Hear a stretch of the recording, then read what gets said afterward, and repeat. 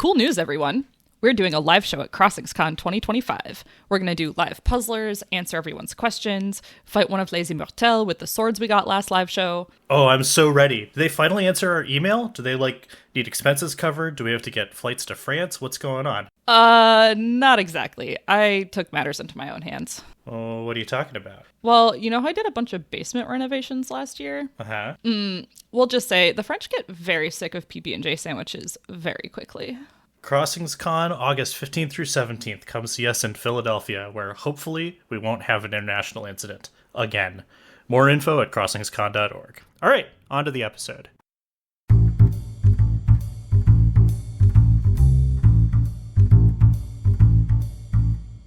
Hi, and welcome to Linguistics After Dark. I'm Sarah. I'm Eli.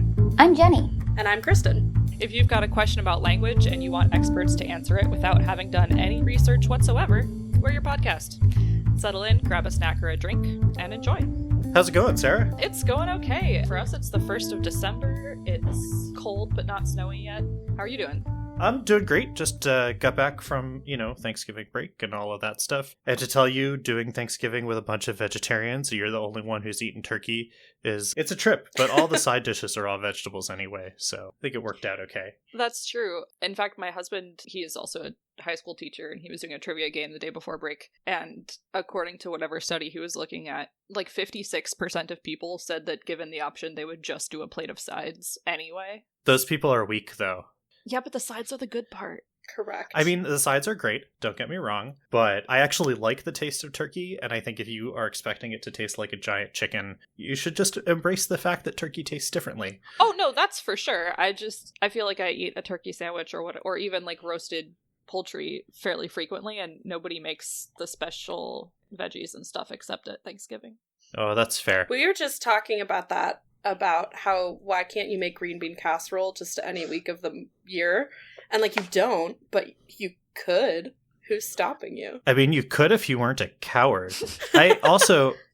Hot dish is basically just green bean casserole with some sausage in it and some tater tots on top. Ooh, I should make that. You should. We have actually added it to our rotation here. Nice. I was going to say, Kristen, do you want to jump in and break the tie? Is it sides are better, or is turkey worthy of staying on the Thanksgiving table? So you said people need to suck it up and embrace the fact that turkey tastes like turkey, and I refuse to do that and have converted my family to roasting chickens on Thanksgiving. I'm trapped on a podcast with Goyam. You are. That's true. First Thanksgiving with vegetarians, now a podcast with Goyam. I'm really going through it. Kristen, welcome to the podcast. Do you want to introduce yourself a little bit? Well, yes, I will. Other than someone who loves green bean casserole and chicken over turkey, although those are super important facts about me. Yeah, I'm Kristen. I am Sarah's younger sister, and I am a teacher. And I was invited here to talk a little bit about how people learn to read, or at least how we try to help them learn how to read. Yeah, we'll get to that in a bit, but the real question is, what are you drinking? I am drinking a blueberry hibiscus herbal tea. Ooh. Schmancy. All right. What are you drinking, Eli? I have a treat today. I've got a beer, which is a Belgian red made by New Glarus. New Glarus is a small brewing company in Wisconsin, and they don't distribute outside of Wisconsin. So if you want this beer, you have to actually go to the state. And our friend Sky recently went to Wisconsin and was wonderful enough to bring me back some New Glarus beer. So nice. I'm excited about that. This is one of my favorite beers in the world. That's nice. Awesome. How about you? What are you drinking, Sarah? I have the tail end of a raspberry chocolate chip tea that didn't really taste much like either, I think, because it's several years old. That's a tough flavor profile to ask from a tea, also. I feel like blueberry hibiscus you could definitely get. Yeah. Raspberry chocolate chip is rough. I've had good versions of it, but this is both old, and I don't think it was that strong to begin with. But I also have a Down East cider donut apple cider. Ooh, all right. Which I'm very excited about. Oh, this is so good. It's got cherry juice in it. That sounded delicious. Yeah, cool. Hey, let's learn a language thing. Sarah, do you have a language thing for us today? I do, and this is something that popped into my head while I was reading a few weeks ago, and I've seen it come up with my students this is the idea of the verb to be, and the ways that it can be in different languages. And one of the things that I really appreciate about English is the option to use it as an existential thing rather than only as a joining, only as a copula, specifically to like distinguish between those two in slightly different ways. So I don't think it was about pie when I saw the phrase that made me think of this, but in the spirit of Thanksgiving food, nothing is better than pie. True. Makes sense, but you could, if you were being a pain, interpret that as having absolutely nothing at all is better than pie. Actually, pie is the worst. Which is false. Correct. Whereas if I say there is nothing better than pie, then it's very clear which side I'm coming down on there. In English, we do this by adding in the phrase there is, which I think we've talked before about the idea of a null pronoun or a null argument. Yeah, the there is, it doesn't mean anything. It's just English requires there to be a word there, and so there is the word that we have settled on. That's like the it in it is raining. The nothing is raining. We just need a word there. Exactly. In French and Spanish, they have another like way to do this, but it's with a completely different verb. It's actually with a form of have. So oh yeah, you have I, and then in French you have il y a. Exactly, yeah. But in Italian, which I've started learning recently, you have a, which is, and then you have c'è, or like there is, basically, or like this is, which means like something exists. Oh, I see. Okay, so it's a little more like the English system. It's a little bit more like English, yeah. And in Latin, you don't have any of those. So in Latin, est by itself could be existential or it could be copular, and you just get to decide which one it is. Oh, interesting. So this isn't like a Romance Germanic split thing. Nope. The Romance languages got together and they were like, screw you, Dad, we're doing it a different way. So it would seem. Just the other day, actually, there was a sentence we were reading in class that started like, ibi templum erat, blah, blah, blah. Like, there, in that place, was a temple. But if you just translate word for word, it sounds, in English, oh, there was a temple. Which in English sounds empty, because that's how we do this existential thing. But if you're like, there was a temple, sounds clunky. And you have to, like, figure out how to capture that because of the particular word choices that English has made. Yeah. I don't have a lot more to say about this other than it's interesting, and it's really interesting to me that not every language makes this distinction or makes it the same way, which shouldn't surprise me, actually, because not every language even uses a copula all the time, and some languages have more than one. Looking at you, Spanish. That's true. And in Japanese, you have a distinction between the copula and the existential verbs, and there are two existential verbs and one copula, as opposed to what you brought up in Spanish, where there's two copular verbs, although there are distinctions between them, and Spanish linguists, please write us, and a single existential verb that is, like, highly specialized. So you said it's from, like, a form of the verb to have, which is true, except you never conjugate it in any other way, basically, besides I. Unless it's in the past tense. Well, sure. And then it becomes regular. But it has its own present tense form separate from the whole rest of the verb, which is so weird. Yeah, one of these things where it's so common that it's mutated into irregularity. Exactly. Is there a difference in Japanese between the two existential verbs? Yeah, so roughly they are animate things versus inanimate things. Okay. Although, again, it's a like a women, fire, and dangerous things situation where what's animate and what's not animate is sometimes a little confusing. I can't think of anything right now, but I am sure that there are places where you can play with that to use one or the other to kind of make a weird point or do a storytelling thing or that kind of thing. Cool. I don't know a lot of languages that don't use a copula. Do you know any? And if so, do they have a way to sort of do emphasis? Like, I vaguely remember that languages that don't have a copula often sort of have a secret copula that can be used for emphasis or that kind of thing. But what's your knowledge base there? So I'm aware of Russian not using the copula in the present tense, but using it in other tenses. And my Russian is minimal. Like, privet. That's it. That's one word is pretty minimal. I used to know how to say thank you, and I've forgotten that too. I can say it's snowing. That's basically the only thing I can say in Russian. So together we can go to Russia and be like, hello, it is snowing. Yes, which is relevant in a lot of Russia. That's true. ASL does not typically use a copula. Oh, that's right. There are signs for the English verb be. I'd be surprised if anyone was using them in an authentic ASL way as opposed to borrowing them in to make a point or to make a direct English quote. Well, so what you said there is really interesting because I was sort of expecting like, okay, yes, it's present in manually coded English, but you would never see it in ASL. But I'm intrigued by the like borrowing it in because it seems like maybe there's a gradient there where, I don't know, you might use it to spice something up or to like... Yeah, I really Can you say a little bit more about... Well, I'm trying to think, like, I can't remember an instance where I've seen it outside of people doing more of a manually coded English thing or trying to quote word for word something that was originally written in English. I feel like more for the emphasis, you might be like, really or truly, or... There's a very popular ASL idiom that I think is now the title of a book that somebody wrote. This should go in the show notes, but it's signed as true work, but it's usually written down as true business, or even abbreviated in like the way people mouth things as true biz, which means like facts, like I'm not lying. Oh, yeah, okay. I could see that, like, she is crazy, true business, or... So true biz is the ASL no cap. Exactly. Exactly. Yeah, so I don't know. This was just like a weird observation that popped into my mind, and I don't have a lot to like teach about it, but I'm really curious.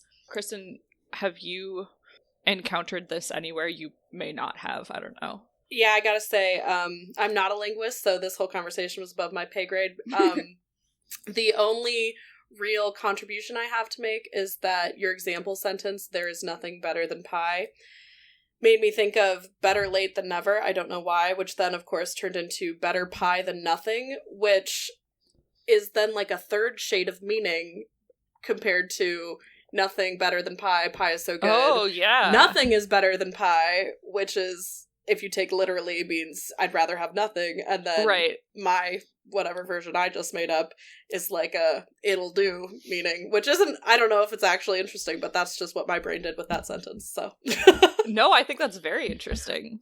Well, another direction to go with that is the nothing is better than pie is the same kind of thing as like I could care less, right? Where you're saying something that taken literally is not really strictly true, right? You would say like there is nothing that's better than pie, but like nothing is better than pie. Like, I could care less. Like, you could care less, I guess. You're not actually saying either of those things. Right. What you're saying is, I don't care, or pie is very good. Right. Yeah. Well, and then, Kristen, your example gets to the scalar implicature thing that I think we maybe talked about in episode 2 or something. Oh, yeah. We hit implicature early. Where pie is better than nothing gives that implication of, well, I guess it's okay, because of this meaning and valence that the word nothing has, whereas nothing is better than pie gives this very strong connotation in the other direction for basically the same reason, in a way that's saying, like, apples are better than oranges or oranges are better than apples is just like a, I could put these things on a balance and one of them would go up higher kind of thing. Yeah, and you've got the literal meaning of nothing is better than pie being the same as anything is better than pie. So you've got that weird negative polarity thing happening there. Oh, wow. That's weird. Nothing and anything are interesting words in that way. Yeah, you're back to negative polarity stuff and implicature and all of that stuff. Yeah. Wow, okay, I really didn't think that's where this conversation was going to end up, but that was awesome. Cool. Hey, listeners, if you know a language that does a cool thing with existential verbs and copulas, let us know, because this is one of these things where I mean, the copula is like the most used verb in every language, basically, assuming that it exists. Yep. And existential verbs are also very well used to the point where they're sort of almost guaranteed to be irregular. But I bet there are some languages out there that are doing some weird stuff because it gets used over and over again, and that's where you get the weird shit in languages. Exactly. Yes, please let us know. I don't know how many of you have figured this out, but we are on YouTube, and one of the fun things about YouTube podcasts is you can leave comments on specific episodes, and we can write back to you. And I would love to do that. So, yeah, leave us a comment somewhere, send us a message on Instagram, or whatever. We'd love to hear from you. God forbid you could send us an email. Hey, people do send us emails, actually. That's true. Yes. That's where we get most of our questions, actually. But I just feel like an old man saying it. I know, but the thing about leaving comments and stuff is then they become... I like the comment threads because you get more people who can join in the conversation Other if people they want to. can see it. Yeah. Speaking of contacting us, Eli, you want to bring us some real language questions submitted by real listeners? Yeah, and as previously mentioned, if you want to send us a question, email it in text to questions@linguisticsafterdark.com, or you can send us an audio recording, which is a great way to ask us a phonology question or an accent question.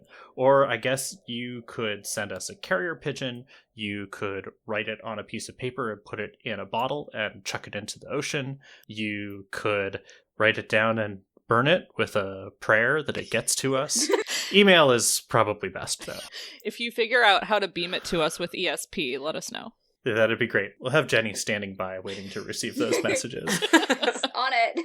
Today's episode is going to work a little bit differently than our usual format. So instead of having 3 distinct questions, we have been having a bunch of discussions on our Slack server, which, by the way, you should join us. We're at the-crossings.slack.com. There is a link on our website. And we've had a number of conversations come up over the years about how reading works. And, we're just a bunch of word nerds, so it happens to come up every so often. Anyway, we decided to do a dedicated episode about this topic because we've had so many questions about it. And we've got some specific questions that were put together by Slack members Bex and Skylar. And we have Kristen here, who happens to be an early childhood educator and who is much more up on this than we are. I think Sarah and I are very much in the spoken realm, and reading is a little bit new to us. So this is going to be really cool. Yeah, and other than your personal language acquisition project going on there, I don't think either of us has worked with pre-literate language users in a very long time. That's true, and I am very much an amateur at this. First time ever. All right, well, thanks for having me, you guys. I am not an expert, but I am a practitioner of teaching reading. I taught 2nd and 3rd grade for the past few years, and this year I'm actually teaching preschool, so very much in the early stages of what will become reading. But yeah, it's something that I'm super geeky about, and one of the things I miss most about teaching 2nd and 3rd grade is like teaching phonics and helping kids learn how to read. So I'm excited to be talking about it today. Awesome. Yeah, we're excited to have you here. Indeed. Thank you for joining us. Okay, so let me set the stage a little bit for how this kept coming up on Slack, which was that members of our Slack would notice that either things they were reading or conversations they were having with people, our folks were like, did these people not actually learn how to read? Like, the way that they're talking or the way that they're writing just is very strange. What's up with this? And I remembered having spoken with you a while back about how some of my high school students really seemed to not know how to read either, and it was very confusing to me. And you mentioned that there was a shift away from, like you had mentioned, teaching phonics, and that kind of just before you got into teaching, there was a different style of teaching reading, which turned out not to be so effective. Do you remember this, or like, can you describe that? Yeah, absolutely. It is still a process that is being researched and contested, and people will have many different opinions about what is the best way and all of that. But what has happened is over the past 50 years or so, there's just been an intense amount of reading research done about how people learn to read. And this is referred to as the science of reading. So you're going to hear that more and more in discussions about education policy. You can't work in the world of education under 6th grade and not hear about the science of reading. There's a misunderstanding among a lot of people who aren't familiar with it that it's a specific pedagogy or it's a specific curriculum. And it's not. It's just a body of research, and compiled is referred to as the science of reading. So a ton of results have come out of that. And one of those results is that phonics is essential to people learning how to read, and specifically that it needs to be taught systematically and explicitly. And you need a prescribed scope and sequence that should be followed to yield best results.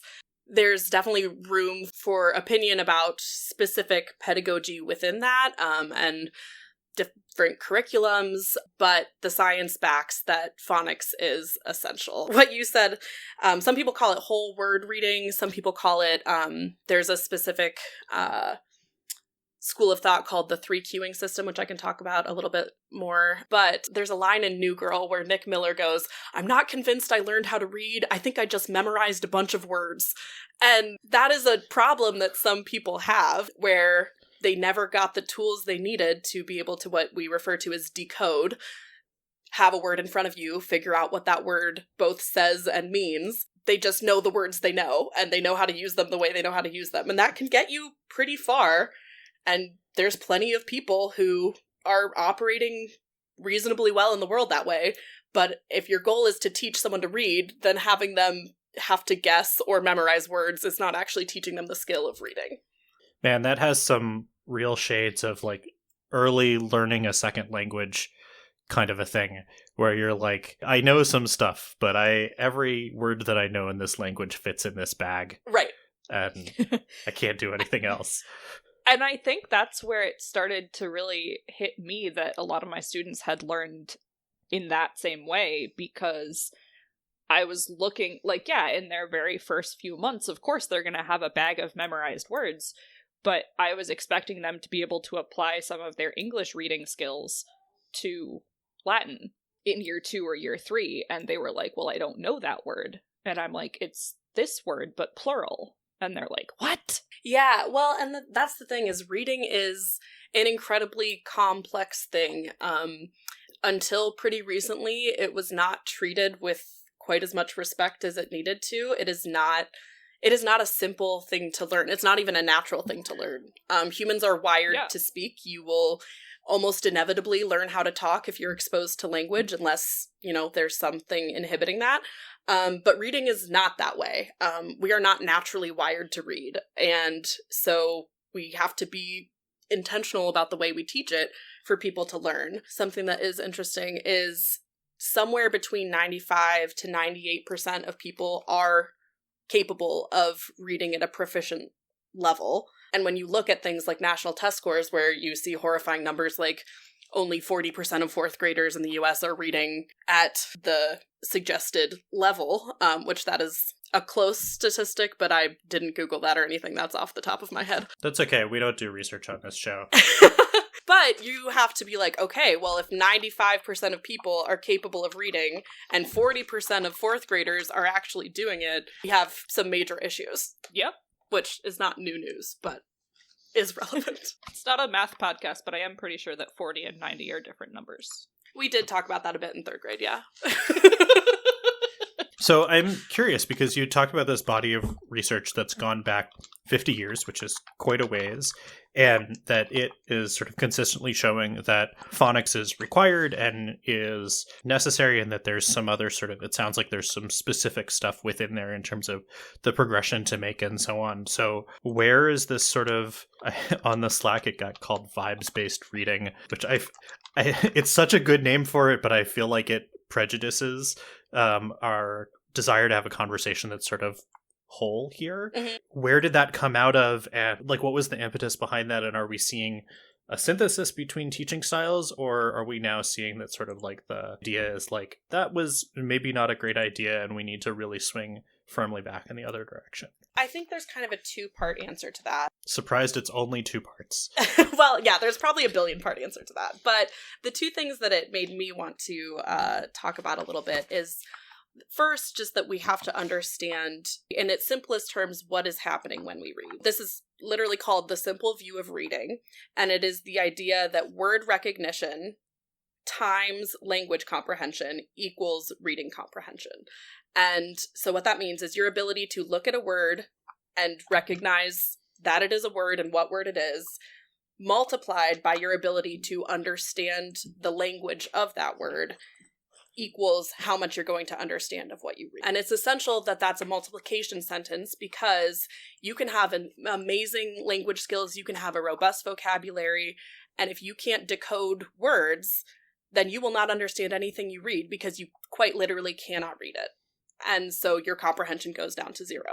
And similarly, if you can decode and read every word on a page, but you don't know what any of them mean, or you don't understand the syntax or whatever, which is why, you can sit down and read aloud an entire page of Shakespeare and say, what happened in this scene, because you don't have the language skills of the time to help you understand what they're actually talking about, unless you have a great copy with great side notes and you're in a class or you're smarter than me.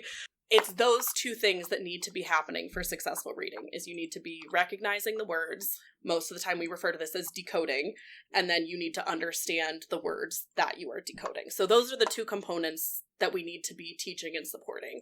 And phonics speaks to the word recognition part, but it isn't going to do everything. There needs to be that other language instruction, including things like vocabulary and background knowledge and syntax. That's what's going to build robust and proficient readers. I think this is just because it's my background, but I feel like there's a lot of parallels here to learning a second language, because you don't have the benefit of that sort of inbuilt native language stuff. Like you said, humans aren't wired to read naturally. And so you have to go through that same acquisition of, like, not only do I have to learn how to take whatever's on the page and turn it into words, but I also have to have the words to turn it into. Exactly. In the language that I'm reading. Exactly. I remember at some point in college, someone, or it was probably right after college, somebody said, "Oh, you can read Greek?" And I was like, I can literally read it out loud and make the sounds. I can't tell you what it means. Useful for street science, but... That's where I'm at with French now. I took it for 4 years in high school, and I have lost almost all of my vocabulary, and I can sit down and read it pretty well with pretty good pronunciation. I mean, I'm sure a fairly thick accent, but I can read you basically any French word. I have no idea what it says.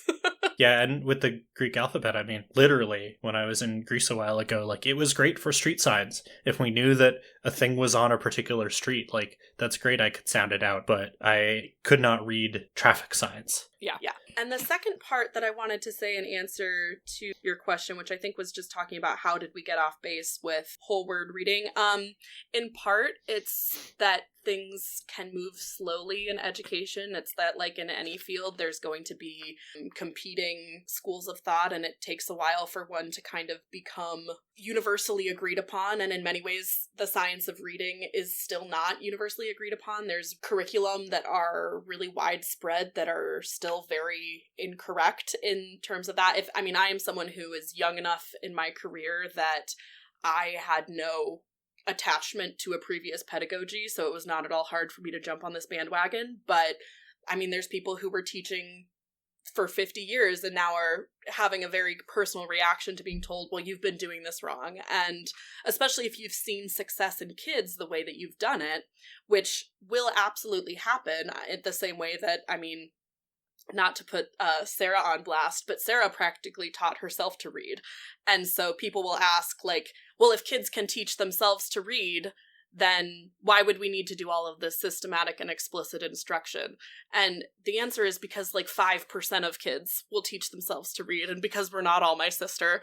And so some of us need to have some teaching happening in order for us to get there. And you can either do it efficiently and effectively and reach 95% of people, or you can do it less efficiently and less effectively and reach currently 40% of people. So I mean, again, we're not a math podcast, but like, let's go one route over the other.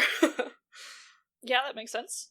There's so many fun, geeky science of reading shirts, but one of my favorites is that teaching is neuroscience, because it really is. And, you know, there's so many reasons that early childhood educators are not appreciated, but like I said, teaching reading as a concept has been undervalued for so long.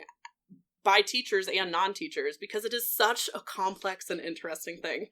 So cool. I feel like we are doing a pretty good sort of surface level, like how did things get here? Like what's the baseline, that kind of thing. But I'm curious. I mean, you've said there's this whole body of research, and it sounds like we are getting more and more respect for the difficulty of teaching reading and the necessity to do it in a correct way, that people sort of aren't gonna like fill in the gaps themselves. I'm curious, like, get us to the good stuff. You know, this is a geeky podcast. Let's dive in on the details.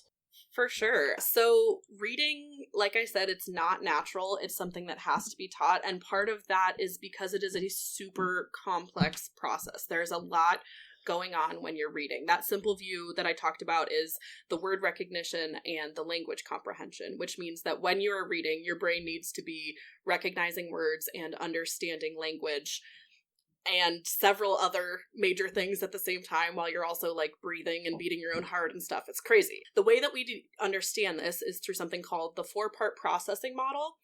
And so there are these 4 different processors in our brain that are working in tandem, most of the time simultaneously, when you are reading a word. So the first part is called the phonological processing system, and it's in several spots of the brain. Is what we use for pronunciation and articulation. It's what we use for phoneme analysis and phoneme-grapheme association. I'm assuming you guys, I'm not a linguist, so I don't know, but I'm assuming you guys use the words phoneme and grapheme. Yes. Okay, Yep. Cool. Wait, is this the part that makes the voice in your head? I don't know. Which I have. I don't know if everybody... I know some people don't have it. I do have a voice in my head. I don't think this is that part. This is the part that it's categorizing phonemes in our language system. It's producing the speech sounds and syllable sequences in words. So I don't know that it is like the metacognition part that would be doing that. I think it is, and I don't know for sure, but I think it is happening in a way that you can't feel. It allows you to imitate and produce prosody. Do you guys use the word prosody? Mm-hmm. Yep. Okay. And you can compare and distinguish words that sound similar because of it. You can remember and repeat words, recognize, pronounce, and retrieve words from your lexicon. All of that is happening in the phonological processing system. You can take apart sounds in a word so that they can be matched to an alphabetic symbol. So that's something else that we'll have to dive into at some point, is the idea of phonemic awareness. But all of that kind of thing is happening in the phonological processor. So it has a lot of jobs. They're related to perception, memory, and the production of speech. Phonemic awareness is only one of those critical jobs, but it is super critical. And people who have trouble with phonological processing will have difficulty remembering sounds for letters or blending them together, have difficulty recognizing the subtle differences in similar sounds, and trouble spelling all speech sounds in a word. If you're struggling with that kind of process, it really can affect your ability to read. So when you say trouble spelling all sounds in a word, is that like that drawing of mine from kindergarten Mom's obsessed with, where I wrote the car goes bup, bup, bup instead of bump because I didn't hear the M in it? Or is that just like spelling is going to be a disaster? The example that you gave is a great example of what would be a developmentally appropriate omission of sound. In kindergarten, to not hear that M, especially when you're doing your own writing, is super developmentally appropriate, because in kindergarten you're looking for someone to be able to hear often just that initial or final sound, especially when writing. But practice with phonemic awareness and being able to pull that word apart and say, when I say the word bump, what I'm saying is b, is essential. Or if you never hear that M, you will never spell bump correctly. It's interesting because accents and dialects can really affect that. When you're teaching reading, you have to be really mindful of that. I am white, and I was teaching 3rd grade in an entirely Black school where children didn't talk the same way as I did. And on one of my spelling tests, I had the word bath because we'd been doing the TH digraph. And several of my students spelled it BAFF, which one was exciting to me because we had already done the FLOSS rule and they learned that they have to put 2 F's at the end of a word if it's after a short vowel. But 2 was like, oh, so there's like a phonological and phonemic awareness issue here where because they say bath, they're going to spell it with an F to make that sound. And so you have to figure out, okay, it's not incorrect to say bath if you are who you are and you are where you are, but you also still have to spell it BATH. And so that's something that is tricky. I often think about what it would be like to try to teach reading in England, because I'm like, half of their vowels make the same sound. And how do you teach an R-controlled sound to a British person? It doesn't make a sound. I'm like, it's half the time it's just a schwa. So how do you know, like, when to put an R there? I don't know. So that is an interesting, and not really totally related to what we were talking about, but it is why sound is so essential to reading, and why you don't always think about that, is you have to hear the sounds, but you cannot read or spell well if you don't know the sounds you're trying to read and spell.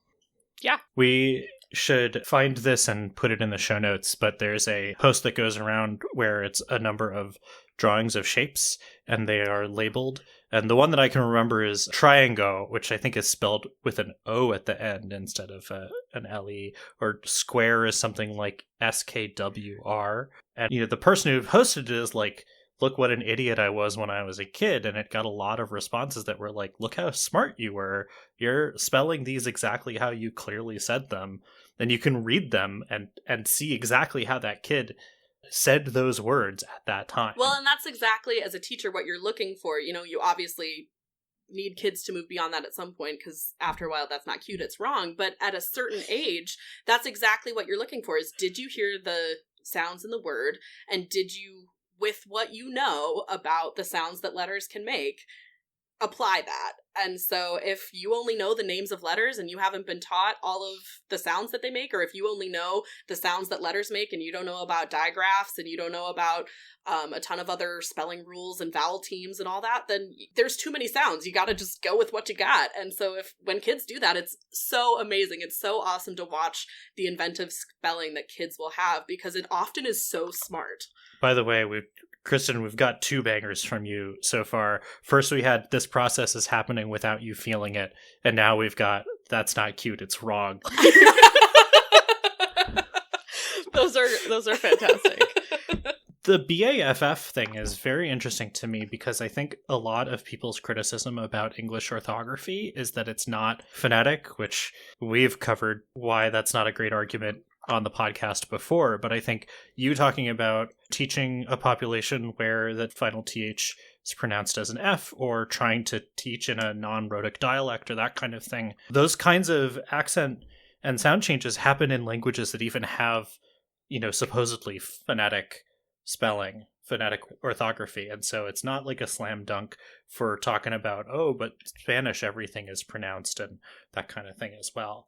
Well, and that's interesting that you bring that up, because that was in my notes to talk about earlier, and I just kind of skipped over it, is that English has a super deep orthography, and that is super essential to understanding how to teach how to read and spell in it. And Spanish has a really shallow orthography, and yeah, it is in some ways more complex issue than to grapple with as deep of an orthography as English has.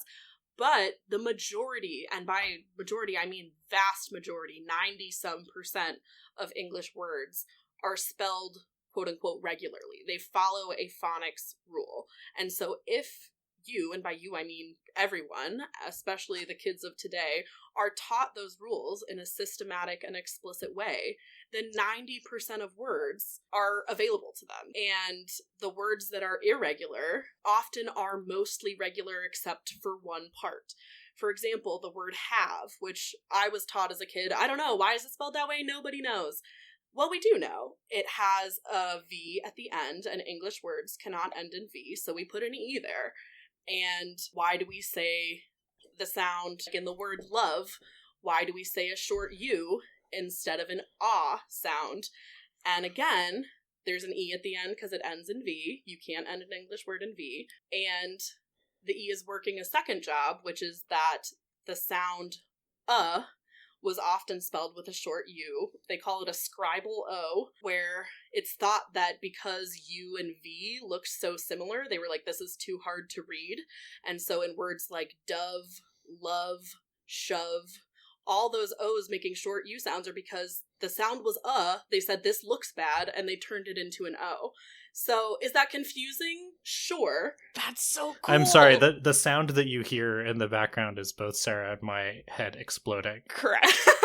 That's amazing. English words can't end in a V is like clearly correct, and yet. Well, and that's the thing, is no one told me that in 3rd grade, but I promise you that any of the 3rd graders in my room know that, because I drilled it into them. And every day when we were talking about irregular words, and we were talking about words like have and words like love, which are super important words to be able to read and spell when you're, I mean, anyone, but especially when you're in 3rd grade. If you have that conversation, then they no longer feel like, one, oh, we don't know, stop asking questions, why? And there's a narrative there that is interesting and that your brain hooks onto. I mean, my kids love to tell me about the FLOSS rule. My kids love to tell me about Scribal O. Hold on, back up. What is the FLOSS rule? Okay, so that goes back to the bath example, where FLOSS, spelled incorrectly, FLSZ. If words end in FLSZ after a short vowel, it has to be doubled. Cool. So, like the actual word floss, like the word buzz, like the word fell, like the word bath. Staff, yeah.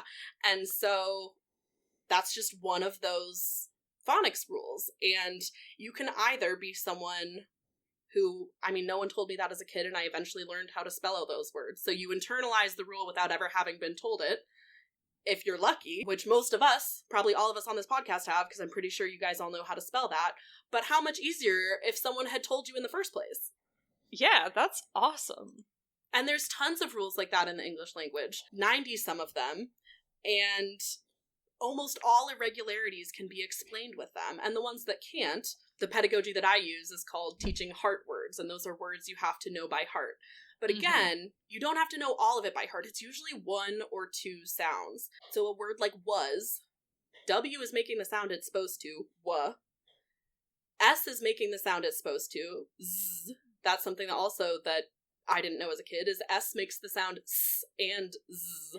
It actually makes the sound z more frequently than it makes the sound s. So teach kids that. Don't teach them that S spells S. Teach them that S spells S and Z. So they're not trying to make their mouth make a sound that it doesn't need to.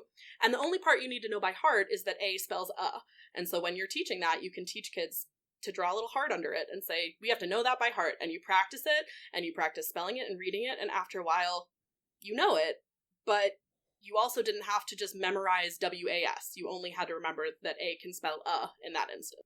Yeah, that's awesome. And this whole, your thing about like, 90% of words you can get at if you just know the rules that do exist. I'm pretty sure we've talked about this before, but it reminds me of the thing about how to spell the word fish, where the guy's like, GHOTI is fish because you take the GH from laugh and the O from women and the TI from station. And it says fish. And it's like, well, no, it doesn't, because the rules of English spelling are that GH can only do that at the end of a word. Right. And TI can only do that in the middle of the word. Right. And yeah, and it's like, no. I love this refocus on rules instead of letter sounds, which I think is how a lot of people sort of think about phonics and learning to read, right? And that is where you have to start. And there is a not totally agreed upon, but a basically agreed upon scope and sequence for how to do this. And that's why we talk about it being systematic, is because, I'm not going to teach you that IGHT can spell a long I sound when you don't know a short I sound, or you don't know that I by itself can make a long I sound, or whatever. We need to go in an order that makes sense. You can't learn it all at one time, and because you have to learn some things before you learn other things. But yeah, exactly. There's a rule for almost everything. And once you get past that, you can move into even more interesting things like roots. And, my kids can tell you that phone comes from Greek, and that's why it's spelled with a PH, because that's relevant to them learning how to spell phone correctly. And that is one word that they can all spell well.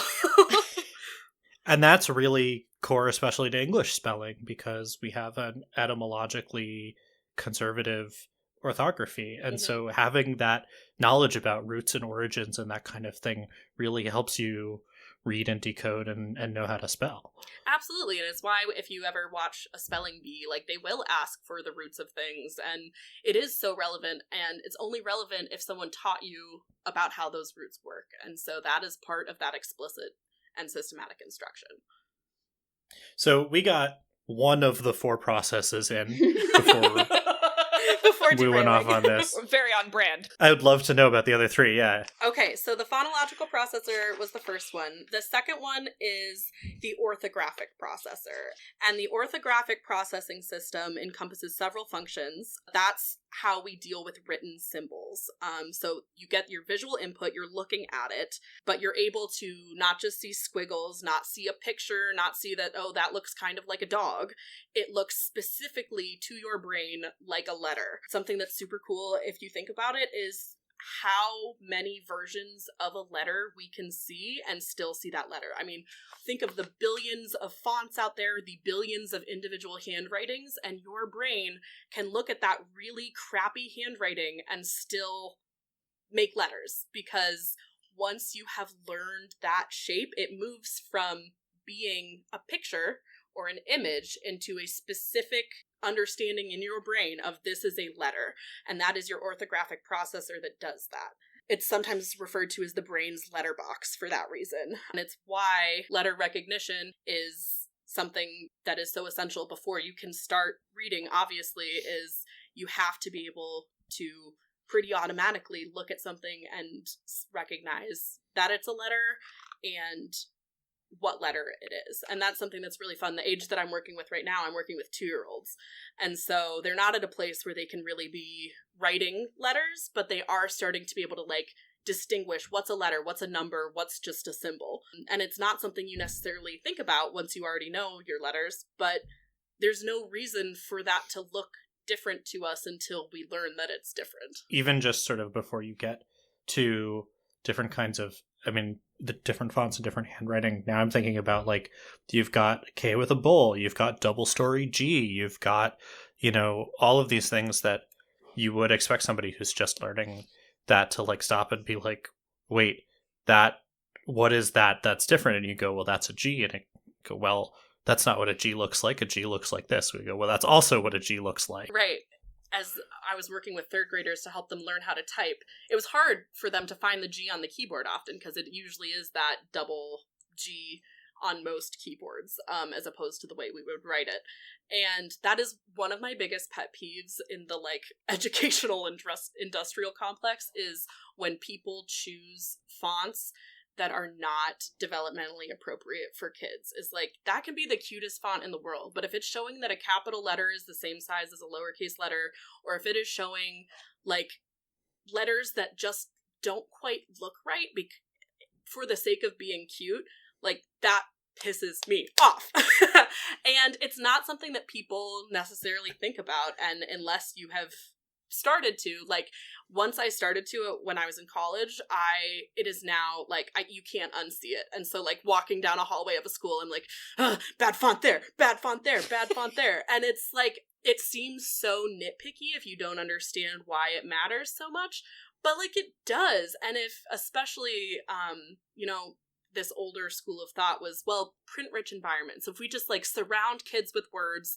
they just won't be able to help themselves and they'll learn to read. And, like, there's a little bit of something to that. Yes, you should have a print-rich environment. Yes, kids should be looking at words. They should be seeing letters all the time. Are they going to learn to read because your trash can has a sign on it that says trash can? No. But should your trash can sign be legible to them? Yes, for sure. I have slowly been working on Japanese because I hang out with Eli and Jenny, and also my roommate across the hall is a Japanese teacher at school, and, you know, these things happen. Duolingo pisses me off so much because their program is actually, like, they've come a long way on their Japanese program, and they even now have handwriting practice, which I love. But they use a font that uses the Japanese equivalent of the double-story G. Oh, do they do so with the flat top? Not so. The one that looks like chi but isn't chi. Oh, you're thinking of Yeah. sa. but with a connected. They do saw connected, and then when they go to handwriting, they're like, "You're doing it wrong," and I'm like, "Sorry, I learned it the way you showed it to me." Like, don't. If you're gonna teach me how to, thing you have to learn. They're like, "Oh well, you should be able to recognize this character when it doesn't have the connecting line drawn," and I'm like, "So show it to me without the connecting line drawn." That should be obvious, but again, to someone who actually knows how to read, they're like, "Oh, obviously those are the same letter, no problem." Ugh. I mean, I think that's interesting because there comes a point when you do need to learn that. When you do need to learn that, like in print, you will sometimes see saw with a connecting line or so with a straight top, or you will see a double-storied G or a Z with a line through it. Right, but like pick one version to start with. Don't just throw me in the deep end with here are all of the variants on this letter without telling me. Like, I learned that those were two versions of the same letter because I probably came to you and was like, what the hell? And then you, as a competent user of the language already, explained handwriting. And I'm like, that's what we have to be doing when we teach kids how to read letters. For sure. And when you think about letter formation, which is a whole other aspect of teaching spelling and writing and all of that, which is challenging, I have never written a double-story G with my hand. I would not be able to. It would look ridiculous. But I do need to recognize that. And so that's true. Yeah, we all went through that phase. Well, I don't know if we all did, but white girls in Ohio went through that phase of writing their A's in that way with like a little whatever, and you changed your handwriting intentionally. Today I learned cool. I'm a white girl from Ohio. And I actually look so stupid, and I could never write that again in my life. But you could still read that was an A. So, yeah, exactly. You do need to expose kids. And there's, like, some fun activities that you can do with younger kids, in preschool or kindergarten, of just practicing that letter recognition of, let me put a bunch of different fonts and different letters in a bag, and you just match the ones that are all the same letter. And that's really good practice for your brain to categorize all those things as that letter, as well as just explicitly naming what makes a letter a letter. It's the way that these lines are slanted or these lines are round, and practicing the formation of those, both so you can make it yourself, but also so you can recognize that when there's a circle with a line coming down from it, it's an A. And if you move that line and it's crossing the circle, now it's a Q. And if you move that line even further and it's coming out diagonally and there's a straight line down, now it's an R. And so a lot of these same lines and straight lines and round lines will make different letters, and let alone get into the like P, Q, D, B debacle of letter reversal and all that. But that is a step of being able to be like, well, I know it's one of these lines and one of these round things. The BDPQ thing is interesting because now I start thinking about Canadian syllabics. Or maybe it's not Canadian syllabics. Maybe is that different than the Inuktitut language? Yeah, where they use a symbol. I think it gets rotated for like voicing and non-voicing, or vowel. It gets rotated for vowel, and then the voicing and palatalization is a diacritic on it.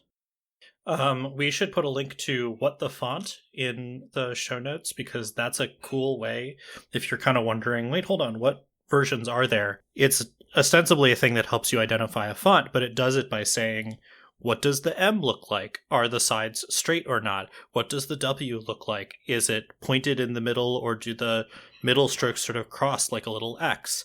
What does the lowercase g look like? Does it have a single or double story? And so you can see sort of all of these, like, what does the Q look like? Because Q has like 8 different variations, especially in fonts.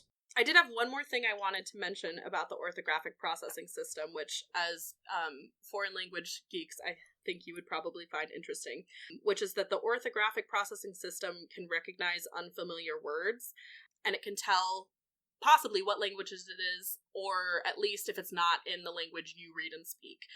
And that is based on the orthography that you know. So maybe you know enough of Spanish or French orthography that you can see a word and say, oh, that's Spanish, oh, that's French.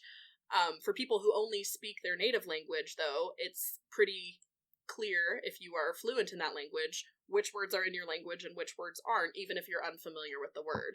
And so a lot of that comes down to those phonics rules of if you saw a word that had one F at the end after a short vowel, it would look wrong to you. And maybe it's a nonsense word, or maybe it's a word in another language.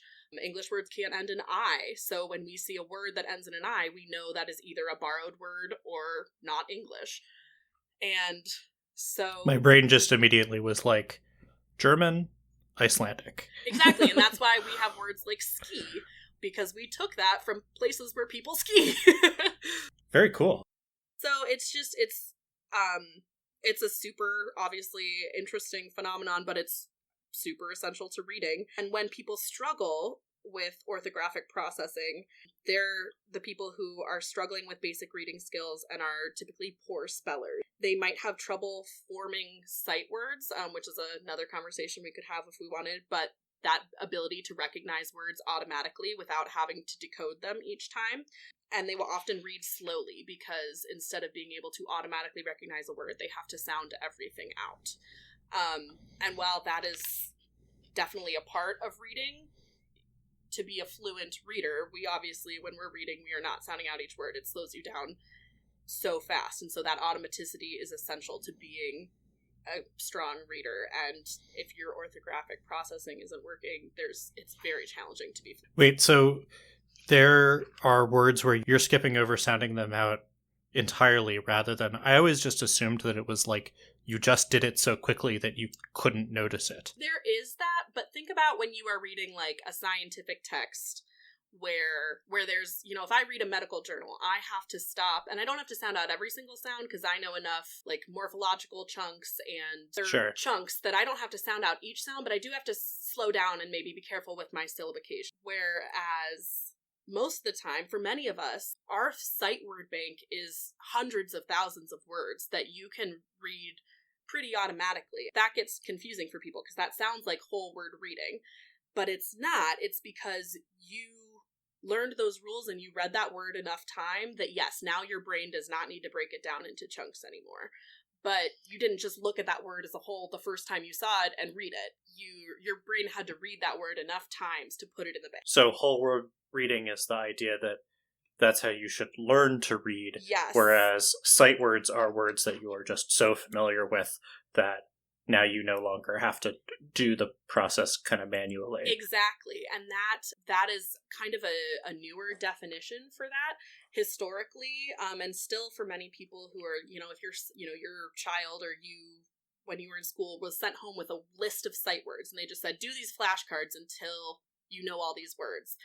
There's a little bit of a reason for that, only in the sense that when you are first learning to read, you don't know enough rules for your reading to be meaningful, and so you can read more sentences if you just memorize a few extra things. Like if you memorize words like was, have, I, is, even if you haven't learned all of the letter sound correspondences that are necessary for that. Because it's way more fun to be learning to read if you can read a sentence like, I am a girl, even if you never learned that IR spells And you're probably not going to learn that till first or second grade. And so you should probably still be exposed to the word girl in kindergarten because that's what makes it meaningful to you. But drilling words like that can lead to progress. But what's more effective is to say to someone, we know that G spells G. We know that L spells ul. We haven't learned yet about IR. We'll talk about it more later. But for now, you just need to know that in this word, it spells girl. And practice that with them. They learn the word girl. And later down the road, you can be like, yeah, you remember IR from girl? Well, in this word, let's blend There's stir. IR spelling that same sound again. And for some kids, those kind of exposures will lead to them generalizing them and being able to apply them elsewhere. For other kids, no, they're not gonna ever read IR until you've sat down and taught them IR explicitly. And so when people argue like, oh, this isn't necessary, yeah, for some kids it's maybe over the top, or for some kids they were gonna get there themselves eventually. But no one is going to be harmed by it, and certainly people will be left behind without it. It sounds like the way that you describe fluent readers having this sight bank of hundreds of thousands of words, it feels like to me maybe somebody looked at the way fluent readers read and said, well, why don't we try to teach 4-year-olds to do it the way fluent people do, because that's the end goal. And like somewhere in there we missed the step that like you don't get to the Olympics by just jumping in a pool. There's definitely a little bit of that. Yeah, it's why when I first was learning how to teach phonics, my mind was blown the way yours was about the English words can't end in V, I, U, or J. Because I didn't know that, and I'm very fluent in English, and I'm a very good reader. Yeah. And I didn't know the FLOSS rule, and I had never considered that S could make two different sounds, yet that didn't inhibit my reading. And so it is partially that of people not being aware of what they didn't know, but also this kind of leads into, there is one more or one or two more processing systems we have to get to, but one of the popular schools of thought that relates to whole word reading, or is, you guys so perfectly put it, vibes-based reading, is called the 3-cueing system. It sounds really similar to the 4-part processing model, but what it omits is it doesn't separate the orthographic processor from the phonological processor, and ignores the fact that both of those things need to happen for words to be known by sight or known automatically. Yeah, so we've gotten 2 out of 4. What is the third process? So the next process is the meaning processing system, also known as the semantic processor. The way that the semantic processor works is exactly like it sounds like. It's where you make meaning from both the sounds that you have grappled with your phonological processor and the letters that you got with your orthographic processor. So it uses several areas of the brain. That part is way above me even. It interprets the meanings of words both in and out of context. So if we associate speech sounds with print symbols, but we can't access the meaning behind them, it might be like reading a foreign language, like we kind of talked about before. So our mental dictionaries or lexicons, right, are where we have the meanings of words, the different pronunciations of words. So if we know the spelling of a word, it becomes part of what we know, and it's what we conjure up when we're thinking about that word. And because many spoken and written word forms have different meanings or multiple uses, context has to be involved for us to be able to put that word in the right space as we're reading or as we're writing. And so that is what the work of the semantic processor. So it's working with those roots and other morphemes that we talked about. It's working with synonym relationships and shades of meaning, common meaning associations and connotations. And it's kind of like a filing system. And I wish I could speak to this better, but there's such a cool video, which if I can find it, I'll send to you guys for you to link. But they've done some really cool brain mapping of what words touch other words inside of our brain and where those words are housed, because it's not all in like one spot. And so you can say words and different parts of people's brains will light up, and you can like visually see the word map that you could write out on a piece of paper of what words are connecting to which. It's super fascinating. Huh. And that's happening because of semantic processing. That's awesome. Yeah, I imagine that those maps are going to have some overlap among people, but also have some really specific differences based on how individuals learn a word, or, you know, some kind of inside joke that for some reason, you know, I associate dogs with blueberries, even though that's not like a common association. Gosh, I would love to be able to pull my own word map out of my head and like look at it. Well, and it's so interesting because sometimes things will be linked because of meaning, right? Like you have that joke of dogs and blueberries, but also dog might be linked to bog because they rhyme, or dog might be linked to dish because they both start with D. And when you think about people who are having some sort of problem, like for instance a stroke, and like words are not connecting the way that they're supposed to and other words are being substituted, sometimes, again, as a 0% medical professional, like it does speak to how words are linked in our brains. So it could make absolutely no sense, but also if you had the key, it would be like, oh, well, that connected to that this way and that connected to that this way. One of the things in second language acquisition is, on a certain level, if you say the wrong word, it's the wrong word, right? You know that was not what you should have said. But there comes a point in that acquisition where the mistake you make is because you're pulling a word that's associated by meaning instead of by sound or spelling, and that represents a sort of level up where you're making the type of mistake that native speakers make, where, you know, I say, oh, someone remembered me instead of somebody reminded me, or hand me the salt, sorry, I meant the pepper, or whatever, because I'm actually thinking in what the words mean, not just saying, oh, hand me a dog, I meant a log, or whatever. And that's super interesting. But to me, it's also interesting, like, when I am forgetting a word and I'm trying, and like, oh, I know it starts with this, or, oh, it reminds me of this weird thing that I know isn't actually related to it. And then sometimes you find the word and you're like, oh, it didn't start with that letter. Why did I think it started with that letter? And it's like, oh, because it was the name of a flower and I was thinking of a different flower that does start with that letter. Like, very bizarre things going on. The brain is crazy.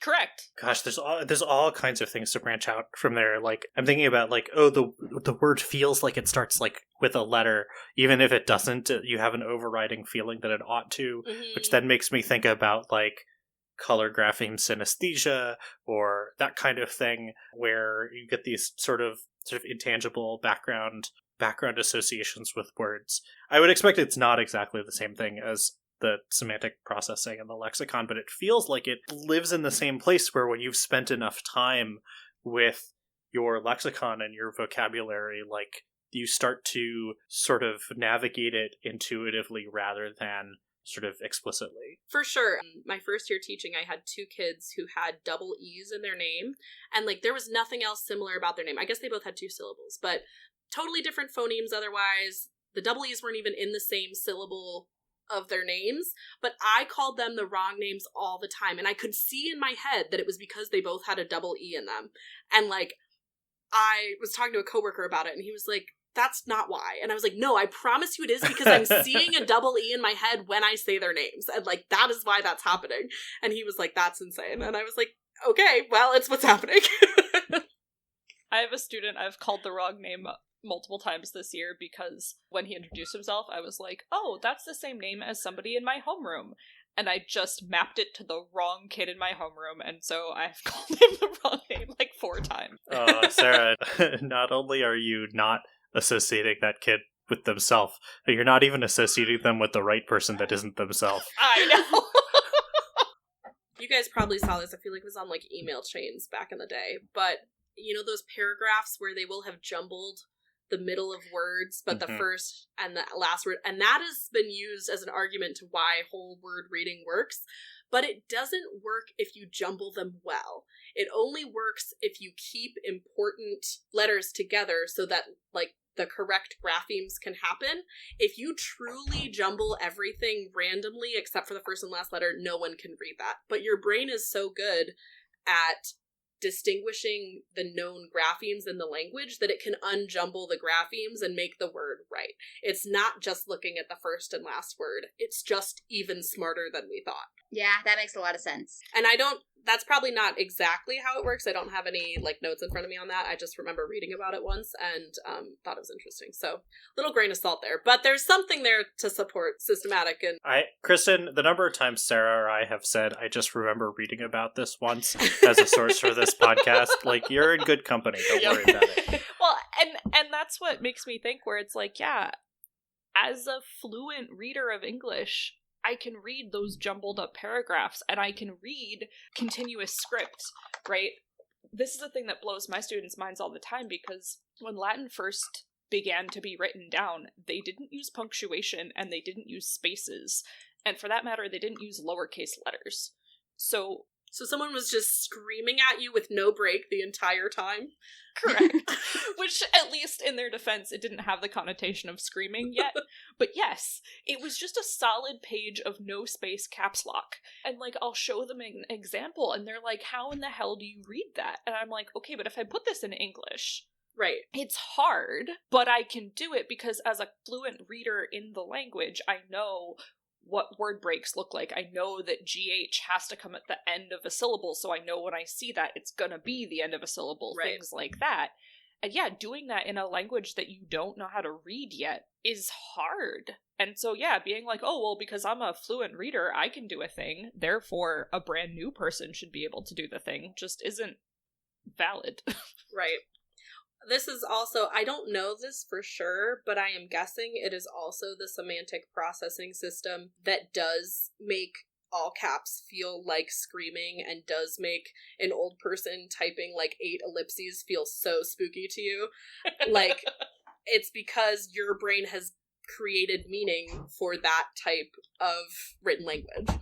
Yeah. It's interesting to take that assertion and sort of put it next to the linguistics version of that, which is probably talking about sort of sociolinguistic and pragmatic implications of writing in all caps or having an ellipsis, or ways of speaking, like tones that you use with other people that are maybe, it's the you're welcome, no problem kind of a thing. Mm-hmm. It's interesting because I wouldn't have ever put it at the reading semantic processing level, because that seems to me to still be kind of more unconscious than kind of sociolinguistic, like ... or you're welcome versus no problem. But I don't have any basis for that, actually. And maybe it's looking at the same thing from 2 different angles. Well, and we've talked often about how the different subfields of linguistics are this giant Venn diagram mess, right? And like, it wouldn't surprise me at all if those sorts of tones of voice and orthographic equivalences we've come up with, emphatic expressions like that and all those things, like, have to have a root somewhere in semantics, because otherwise you couldn't misunderstand them if they didn't have a meaning to begin with. Yeah, and we now have more and more informal written communication, and so you're getting more and more of these things that only happened in speech out loud that are crossing over into a written and read communication. So we're not the experts on reading comprehension here, so I have no basis to sort of evaluate that. And I don't know for sure. That's my suspicion. It stands up to the sniff test, yeah. Yeah, it makes sense to me. Just dividing up the pie in different quadrants. Right. Yeah. So when that semantic processing system isn't working well, or someone has a weak vocabulary, has a limited knowledge of English, or weaknesses with verbal reasoning. So if you don't know about how metaphor works, you don't know other, important facets of language, it can really affect reading comprehension because the semantic lexicons are not developed the way they need to be to support fluent reading. And it's part of why reading to kids is so important for them to be good readers. Is it going to teach them phonics? No. But is it going to give them the semantic processing support that they need to make use of their phonics? Absolutely. Going back, reading to kids does the reverse of the informal communication in text now, where it allows you to take stuff that's written down and speak it aloud. And, for example, if you're reading a story, you're doing dialogue, you're going to read the dialogue in the tone of voice the person would say it if they were doing it in a play. Right? And you're kind of reversing that to build that. Okay, now this totally makes, I see the mirror image. Mm-hmm. I see okay, cool. And then the last processing system is the context processing system. And there's a diagram that's used to explain the 4-part processor, which I will do my best to describe simply since this is an auditory experience. But if you imagine the first 3 processors that we talked about as a triangle, there are arrows going in both directions connecting all 3. So they're all 3 interfacing with each other. This last processor, the context processor, really only interfaces with the meaning processor, the semantic processor. So it's kind of, in pictures, it's up on top. So it's kind of like the cherry on top of this triangle, connecting to only the meaning processor, because it's interfacing to support meaning processing. So context is the sentence or the sentence sequence, paragraph, whatever, that the word you're reading is found in, and the different ideas or events that are happening in the text that you are reading. So it provides the context for the word's meaning, especially in a language like English that has a lot of homonyms and homophones. It is essential. So words like past and past. One of those, even though they have the exact same phonemes, one of those has an ed ending and is spelled totally differently, and I know that that is a verb, whereas one of those is a noun, and I can figure out which one someone is saying to me because of my context processor, and I can figure out which one to use because of my context processor. So when you have strong context processing happening, you're just getting that last layer of meaning happening the way it's supposed to. So it can resolve the ambiguities of multiple meaning words. It can help you fix errors. That's why, especially with young readers, you'll hear them get to the end of a sentence and then go back and fix a word they made a mistake on, because they get to the end, and that's a good sign. That's a sign that they are reading and understanding what they're reading, because they get to the end of the sentence and it didn't make sense. And so a good reader goes back and tries again. And that is because the context said, no, that word can't belong there. I like that again situates reading not as sort of understanding individual words, but reading as an exercise in deriving the meaning of the sentence and the context and so on, where normally I think, and there's probably a place for this, but you would say, oh, that word wasn't correct after they've said the word, as opposed to the sign of a strong reader being getting to the end of the sentence, and then going, wait, hold on, my sort of meta-analysis said that doesn't make any sense, so I have to go back and try again. Even if, they're not going to catch it in the middle, they're going to catch it when the context is present. Right, exactly, because, and you'll find the same thing, if you're reading a book aloud, usually to a kid, but to anyone, if you're reading aloud, you will often make mistakes, because you're just, especially reading aloud is a challenge compared to reading in your head, and it's easy to mispronounce things or assume you read part of something, or some words, don't fit on the line and are hyphenated and whatever. There's tons of reasons to make mistakes, even if you are a great reader, and you'll also find yourself going like, wait, what? That didn't make any sense, and trying again. And it is concerning when kids make mistakes on text and don't go back and fix it, because it's a sign they don't know what they were talking about. Like, it didn't feel wrong because none of it ever felt right.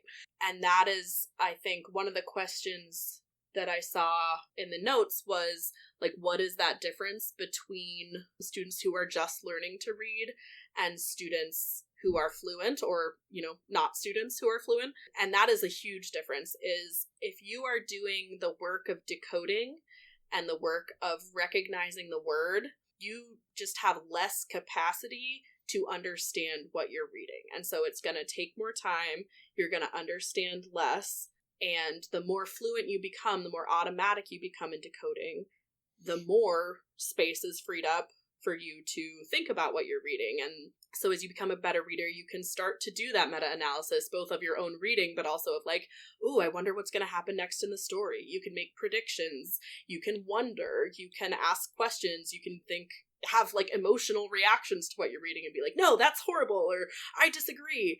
And for all of that to come and for you to be engaged in reading meaningfully, there has to be enough capacity on board for you to not just be working really hard to decode what's in front of you. Makes sense. Yeah. So that is the 4-part processing model, and that is why reading is as crazy of a phenomenon as it is, because it is using all sorts of parts of your brain. There's no like switch you flip on to just start reading. It's a whole situation. And it's amazing that, given how much of a situation it is, like how automatic it can become. Yeah. I remember as a small child, some point in elementary school, saying to my parents, like, I wish I could go back to when I was just learning to read, because then I could decide if I wanted to read something. Whereas at that point, I'm like, if you just put English text in front of me, it will be processed by my eyes and I can't not read it. I remember that same feeling. I don't know if I had a conversation with our parents about it or not, but I remember having that thought of like, I can't make it stop. Like, it's happening. Right, it's like, I've basically gotten over that at this point, but every once in a while I stop and I'm just like, I'm looking at this to-do list that's over behind my computer, and I'm like, why does that particular set of squiggles just throw information into my brain without my consent? Like, because your processors be processing. They do. It's wild. So how old were you guys when you learned to read? I learned to read in kindergarten, I think in the second half of the year. And it's interesting. It's such an interesting question when people ask when people learn to read, because it is such a continuum. And so there is sure. like that initial spark, right, of like, oh, all of a sudden, like, letters have meaning and words have meaning, and I went from not being able to read anything to being able to read some things. At the same time, like, I wish I could remember more of the process of me learning to read. Being on the other side of it and teaching it is, I don't know, like, I know I could read. There were some picture books I could check out from the library and read, but so much of someone's ability to read depends on their interest in the text. It depends on the vocabulary they have at the time. It depends on the phonics rules that they know. And so I just wish I had more of a roadmap of what that journey looked like for me, having watched it in so many other people. Yeah. I definitely learned to read before kindergarten. I don't remember how or why. I definitely, as Kristen mentioned earlier, I definitely did teach myself a lot, and I don't really know what sparked it.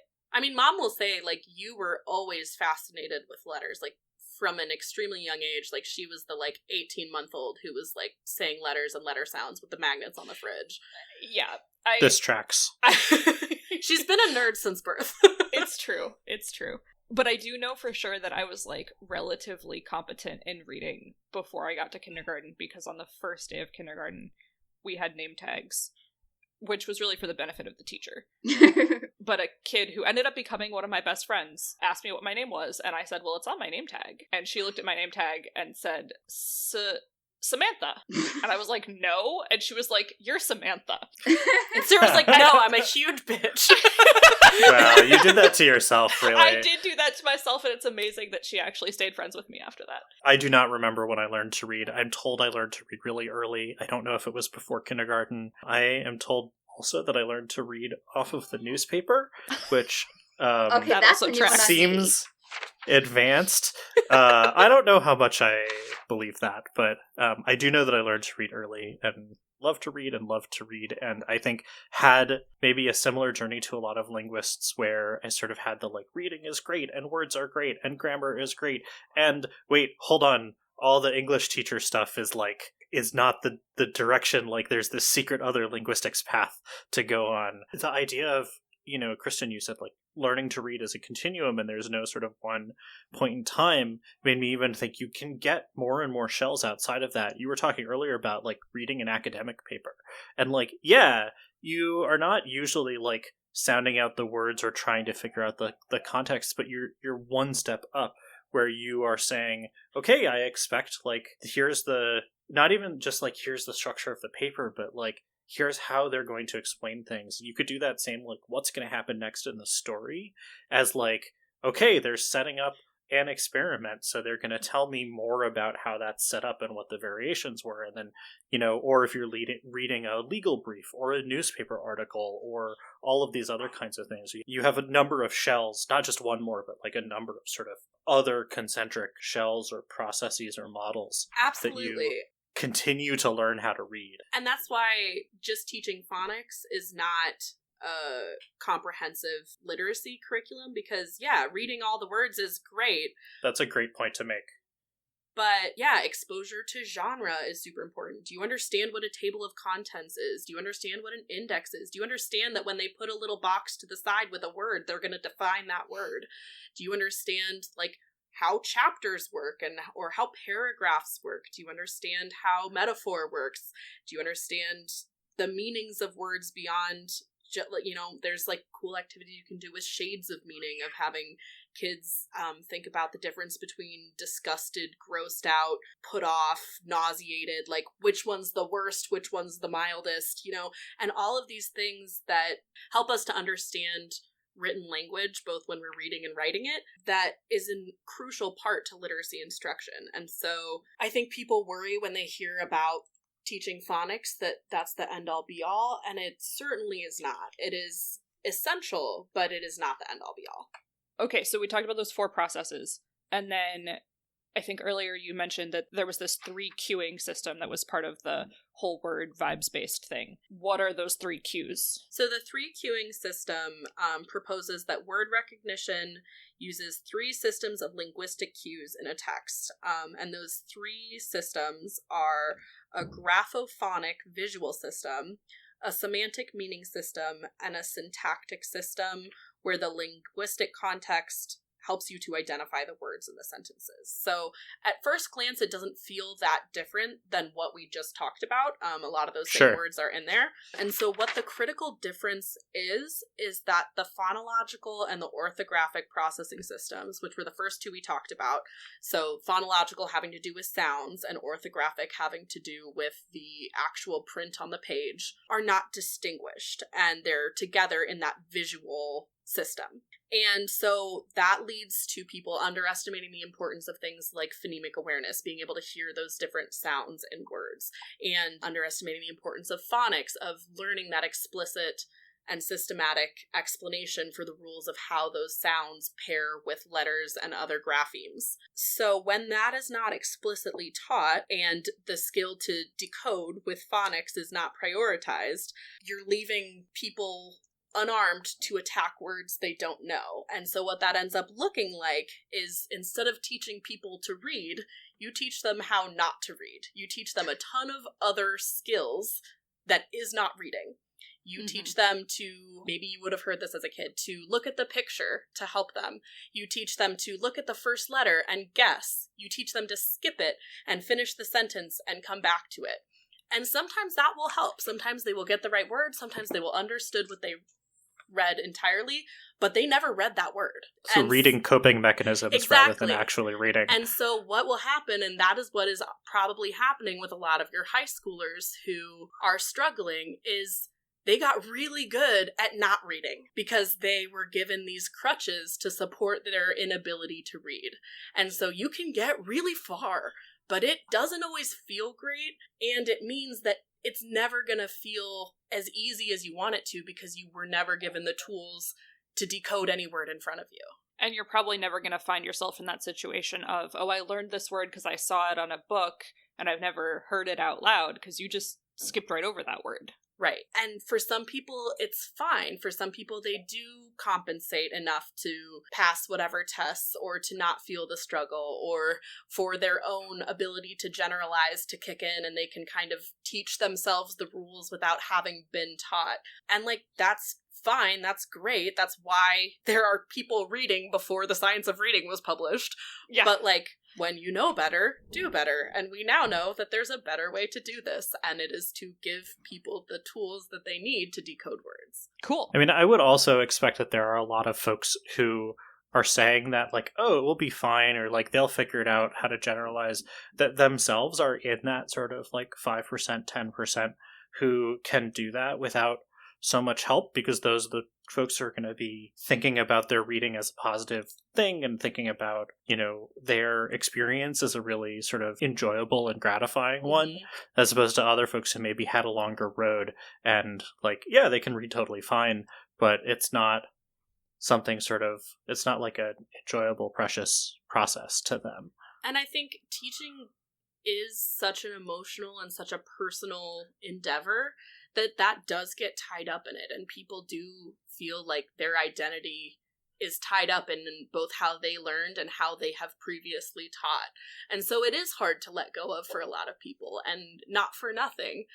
But also, at least it is my belief that a good teacher is first and foremost a learner, and so you gotta be willing to learn, even if that is hard to look back on however many years of doing it a different way. That doesn't mean you were a bad teacher then. It just meant you knew what you knew, you did what you could, and now you know something different.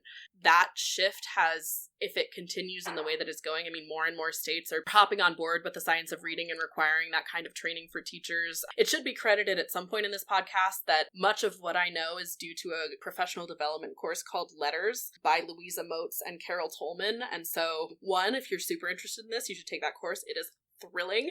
But two, basically all the information that I'm sharing came from that course and from all of the studies that are cited in that. What you're saying about teaching as being a learner first, I have often felt that the best teachers I had, and what I hope to do as much as I can as a teacher myself, is the people who enjoyed the subject matter, but not the ones to whom it came super duper naturally.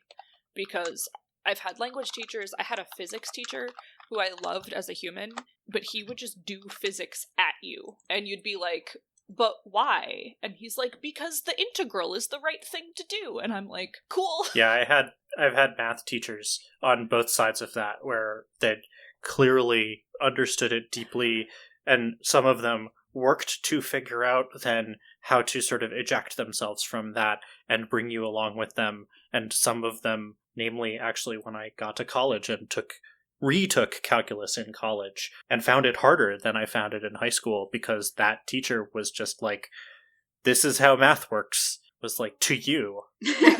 Well, and you find that so much as you get up into, high school, college, graduate school. And it's what is so infuriating about the phrase, if you can do, if you can't teach. Because it's like, if you can do, and if you can, you maybe shouldn't teach. What you need to be able to do if you're teaching is you need to be able to do it backwards, and you need to be able to do it from mixed up pieces. And if you can't do it that way, then you're not going to be an effective teacher. Correct. I learned a lot more from my second Japanese teacher in college than from my first, because the first was a native Japanese speaker, and the second Japanese was like her third language, and English was her fourth, or maybe the other way around. I don't remember, but the one who was not a native Japanese speaker was so much better at teaching Japanese. Like, it's every time, like, if you are too good at something, you're not necessarily gonna be a good teacher. It's why I struggle so much to help my grandma with her cell phone, because I can't break it down into small enough parts. I'm like, you just do the cell phone thing, because it's so native to me. Just try some stuff, I'm like, you just push the buttons that make sense to push, and to her, there's no buttons that make sense to push. Right. So you've said that there are some kids that don't do well with phonics curriculum. Many, many kids do, but there's a small percentage that don't. And I'm curious, is whole word reading a good option for students ever, even if it's not a good option for most students? And you could give a one-word answer to this if you want. Like, is there any merit, or is it something that kind of got very popular and now we know is having adverse effects? There really is no time to use whole word reading in lieu of phonics instruction. Systematic explicit phonics instruction is truly the best option there is out there. I did say there's that 2 to 5% of kids who won't learn to read, and I don't know what the solution to that is. I don't know that anyone does. Research shows there is a small amount of people who it's just like, for whatever reason, their brain is not going to make it happen for them the way it will for everybody else. And that is really hard and really sad, but it is not because of the science of reading or phonics instruction. And what it does mean is that for that gap of almost 50% of kids or more who have the capacity to learn to read but maybe haven't so far, that a more thorough instruction is needed. In education, we talk about a multi-tiered system of support. And so what that looks like is either more intensive, more rigorous teaching, or more time spent, maybe better accommodating disabilities, maybe better accommodating different types of learners. But what it doesn't mean is to throw out what we know about what works and say, this will never work for you. It isn't very often that we get a definitive answer on this podcast. Yeah. And there are plenty of people who would disagree with me. Now we're back into familiar territory. That's the thing. I mean, there are people who will live and die by the same pedagogy that's been going on for a long time, or, even less known pedagogies that we haven't necessarily discussed. But, I mean, the science is pretty clear. So, in that way, the experts are pretty much on the same page. So, if you have someone, either one of those students that we've been talking about who has the capacity but hasn't reached that level yet, or even an older student or an adult who feels like they're leaning more on these reading coping mechanisms rather than actual reading skills, is there anything that you can do later in life? Absolutely. I learned a ton of phonics as an adult in order for me to teach it.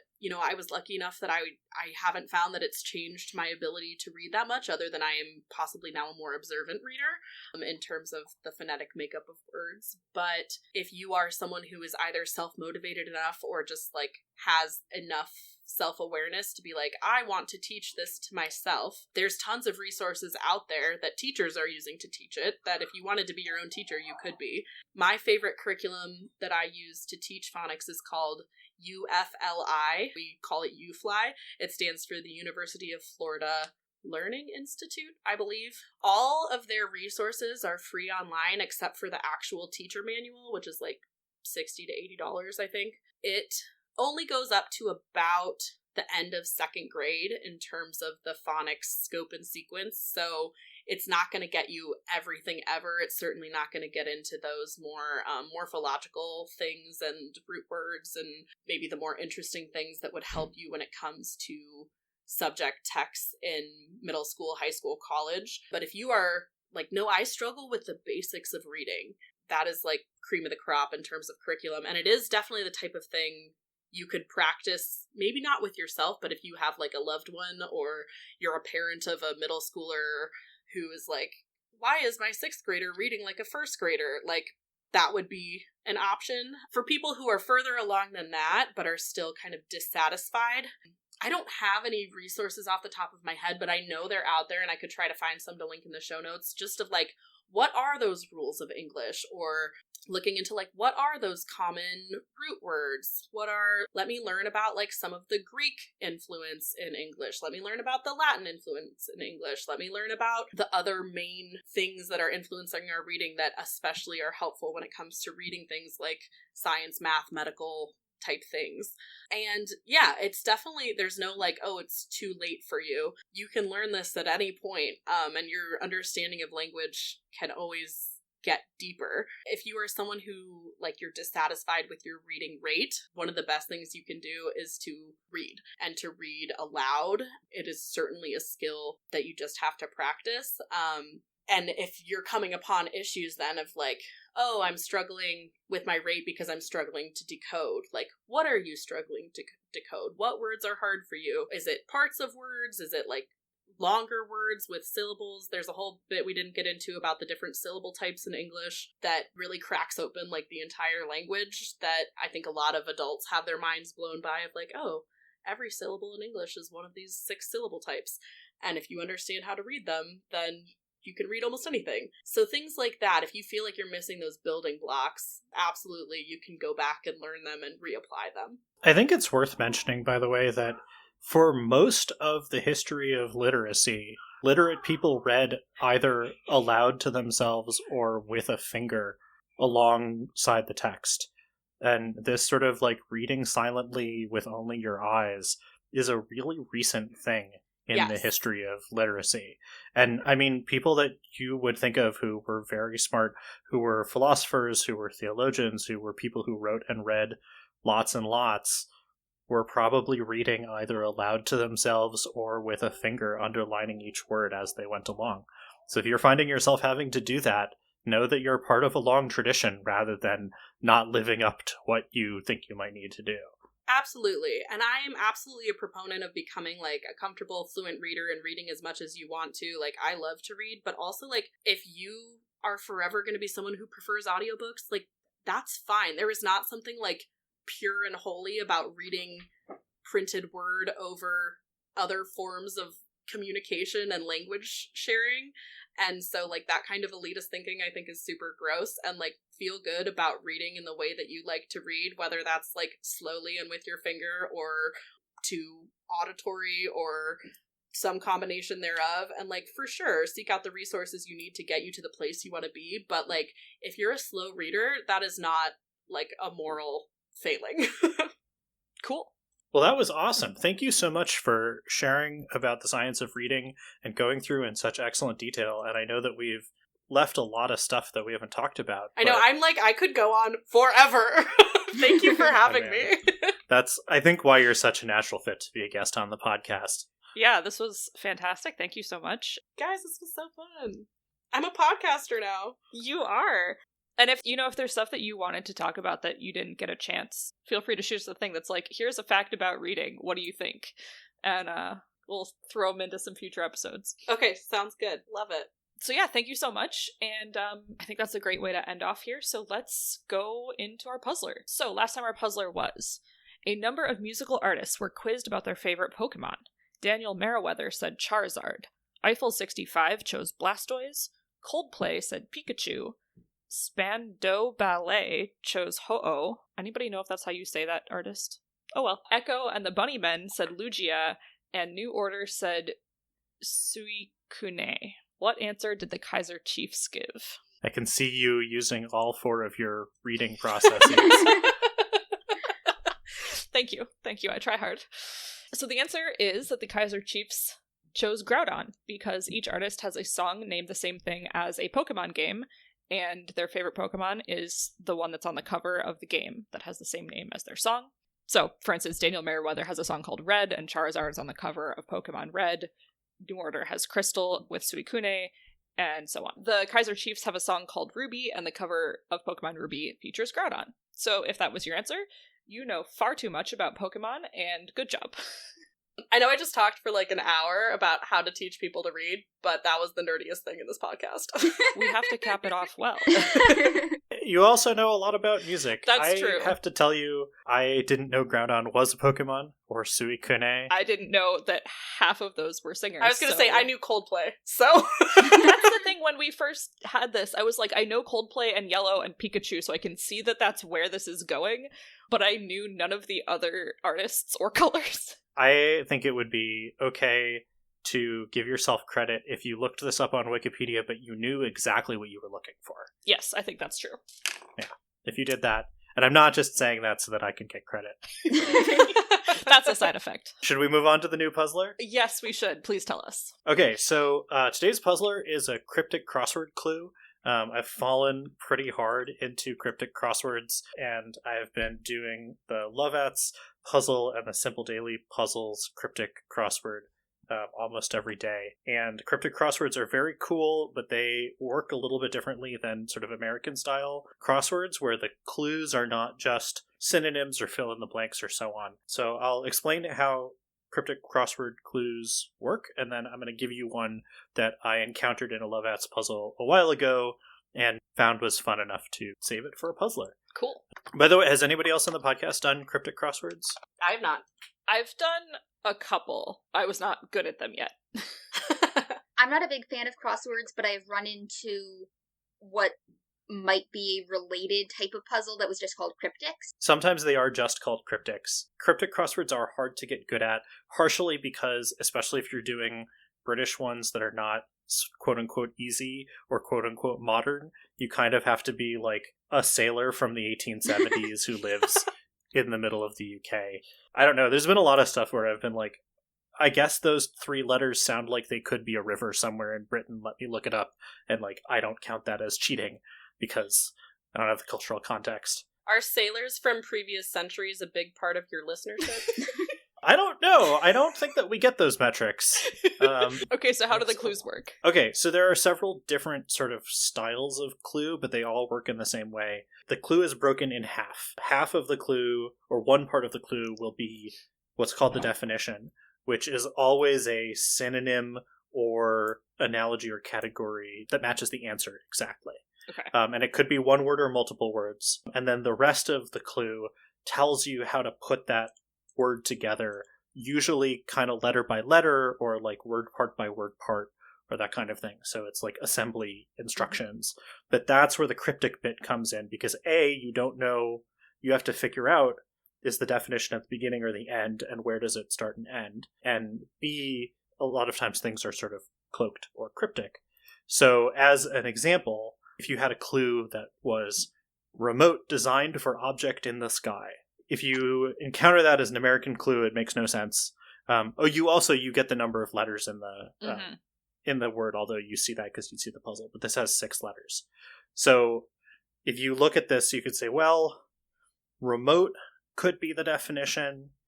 Remote designed doesn't really make sense as a definition. Designed for object in the sky doesn't really make sense as a definition. Sky or the sky might be a definition. Object in the sky might be a definition. And then you might think about it a little bit. Like, well, 6 letters. Actually, remote has 6 letters. Designed could mean you want to design the letters in remote and make meteor, which is an object in the sky. Oh my gosh. Luckily, we'll have a month to work on this. Yes. So this will have a lot of juicy bits to it. Okay, so this is the cryptic crossword clue that is this episode's puzzler. It's 2 words. The first word is 6 letters, and the second word is 9 letters. The clue is: second in command managed Jewel Branch. A boy, last minute, made breakfast spread. I will give it again. Second in command managed Jewel Branch. A boy, last minute, made breakfast spread. Okay. Yeah. So if this kind of thing sounds interesting and you want to dip your toe in, there's a site called Minute Cryptic, and they do a clue every day and has a really great interface for, there's a button that will show you a hint, which is what part of the clue is the definition, and it will also sort of give you a par and let you reveal letter by letter. And so it's a really great way to sort of train yourself into this. If you're bored with American crosswords and you want to start screwing your brain up in a different way, I've been having a lot of fun with it. Cool. Well, thank you for that, puzzler. I shall be puzzling. Yeah, that blew my mind. All right, well, that's it for this episode. Thanks for listening, and thanks especially to Kristen for joining us, and to Bex and Skylar for suggesting and helping to plan this episode. Audio editing is done by Chris, question wrangling and show notes are done by Jenny, and transcriptions are a team effort. Our music is Covert Affair by Kevin MacLeod. Our show is entirely listener-supported.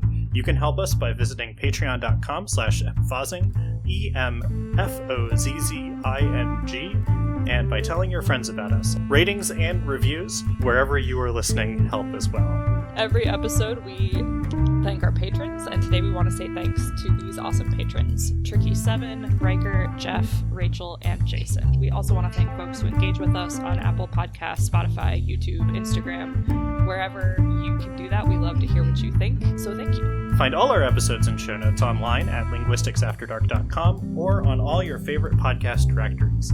And send those questions, text or audio, or carrier pigeon, to questions@linguisticsafterdark.com. You can reach us on Facebook, YouTube, Instagram, and regrettably, though probably not for much longer, on Twitter at LX80 Podcast. If you don't find us on your platform of choice, let us know. You should also join our Slack community at the-crossings.slack.com. And a link to that is on our website, so you don't have to type it yourself. And until next time, if you weren't consciously aware of your tongue in your mouth, now you are.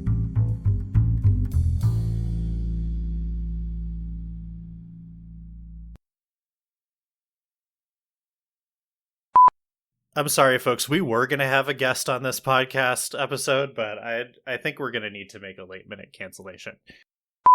And my cat has just left the room, so I'm going to go shut the door. God forbid you could send us an email. When you learn some words, you can be our next guest. Oh no. Do we want to take this, a podcast about specific linguistics things, to a very geeky place? Yes. Yes. Very yes. Today I learned I'm a white girl from Ohio. I've got the notes right in front of me. If you're a Jack Tar from the 1870s, send us an email. I associate dogs with blueberries. And I'm sure we have multiple kinds of syllables in the word emphasing. I'm a really good reader, guys.